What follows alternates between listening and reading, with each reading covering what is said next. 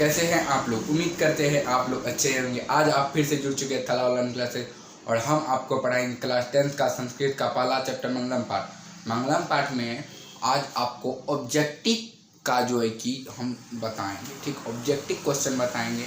तो ये objective question बोलिएगा सर कि ये ऑब्जेक्टिव क्वेश्चन क्या नहीं समझे, तो ये ऑब्जेक्टिव क्वेश्चन मतलब एक नंबर में जो आपको पूछता है ये तो पता ही होगा। तो चलिए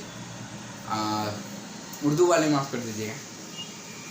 चलिए देखिए, इसमें कहना है कि मंगलम पाठ में कुल मंत्र की संख्या जो है कि वो 5 होती है, ठीक।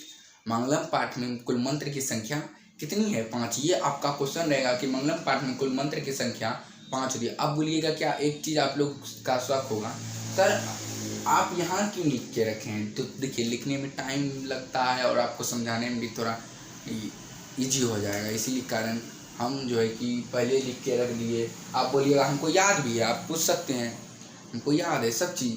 तो देखिए, मंगलम पाठ में कुल मंत्र की संख्या आपसे ये क्वेश्चन रहेगा कितनी है, तो आपको वहाँ आंसर रहेगा 2, 4, 5। तो आपको क्या मानना है? 5, ठीक।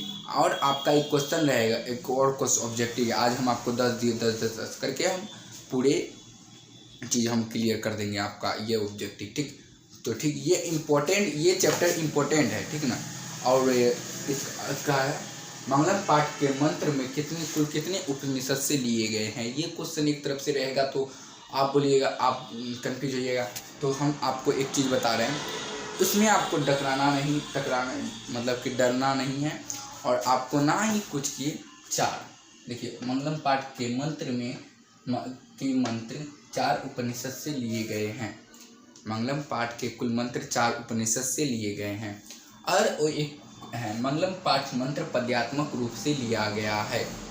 मंगलम पाठ किस रूप से लिया गया है, ये क्वेश्चन अगर रहेगा तो आपको जो है कि पद्यात्मक रूप अगर रहेगा, पद्यात्मक ही माना, पद्यात्मक ही रहेगा। और आप बोलिएगा अगर नहीं रहा तो संस्कृत ये रहेगा ही।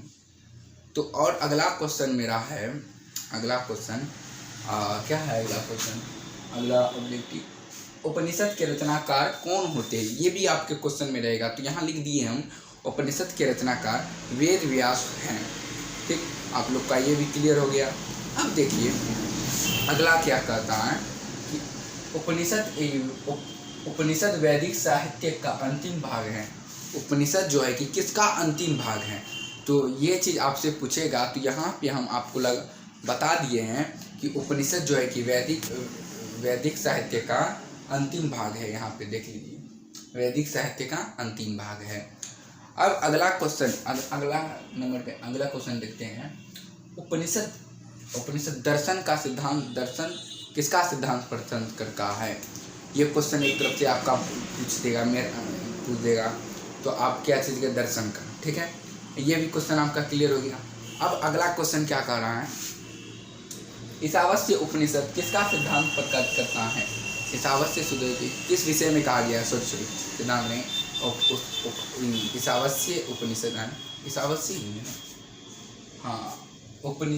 ईशावास्य उपनिषद किसके बारे में कहा जाता है? तो वहाँ चीज़ आपको आत्मा, परमात्मा, मोक्ष, ये सभी क्वेश्चन ऑप्शन दिया रहेगा। तो आपको क्या मानना है? आत्मा का, ओके। ये चीज़ भी आपका क्लियर हो गया, आत्मा का, ठीक। आत्मा, खात्मा, ये चीज़ करके याद रखें। और देखिए अगला क्वेश्चन क्या, श्वेता उपनिषद परमात्मा के बारे में कहा जाता है। श्वेता उपनिषद आप लोग को पूछेगा किसके बारे में कहते हैं, तो आप लोग बिना हिचकिचाहट के परमात्मा के बारे में जो है कि आप लोग बोल दीजिएगा, ठीक। अब अगला क्या कर रहा है, क्या अब अगला जो है कि